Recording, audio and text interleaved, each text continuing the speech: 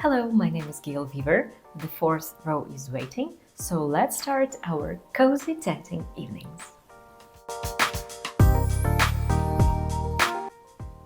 As you see, this row is quite simple, and I've started from this ring. I like to make the first chain as a joint chain, just to avoid annoying tatting tail like this one.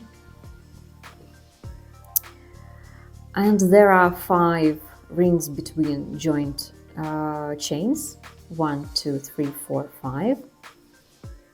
And yeah, this is how it should be. Yeah, it's too wavy, I know. This is my first tatting needle project, and please don't judge me.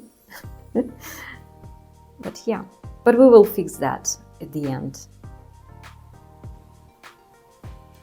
And all I need to do is just to finish the last ring here and hide the ends.